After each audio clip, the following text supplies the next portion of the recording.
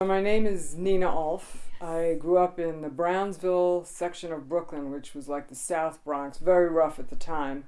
My family, my mother, white, Jewish, from a very lefty activist family, married my dad, black, American Indian, Catholic, and we were part of a group of sort of progressive people who were going to integrate the neighborhood. Anyway, just to fast forward, I have relatives who are blonde to blue black.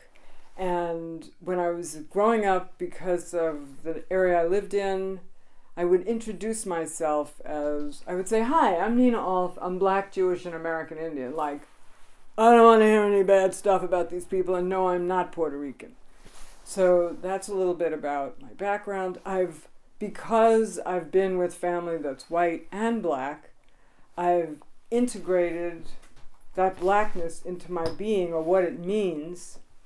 And even though I don't look black, I have walking while black feelings in my body, having watched my father be treated a certain way, and my cousins get strip searched, cavity searched, all kinds of things. And of course, growing up in a family that was aware of a lot of bad stuff before other people were. Recently, when Trump was elected, I live in Brookline, and I lived in Cambridge. Before that, I lived in New York City.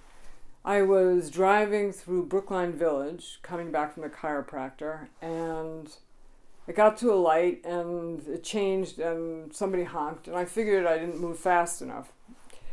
So then I noticed at the next light, a guy pulled up next to me in a truck and rolled down his window. So I rolled down mine, thinking there was something wrong with my car.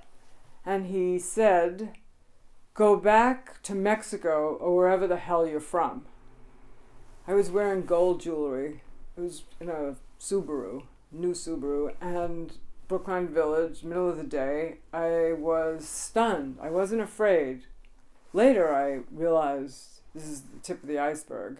And what about everyone else who's black, tan, other, Muslim? So with Trump elected and all the people he's putting into cabinet, even if he didn't get elected, the hatred he's unleashed, the kind of racism that is the fabric of this part of the fabric of this country that has always been here to tap, has been resurrected in full, with full regalia. I don't know how else to say it, and been legitimized, and that is very frightening.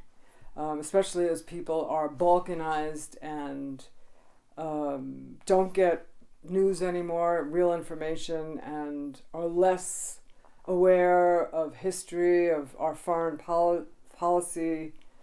All of it comes together to create this chaos, and people are easily manipulated, and that kind of mob violence or hatred of the others, scapegoating, is very much here and now, and it's scary. And I don't know what's going to happen.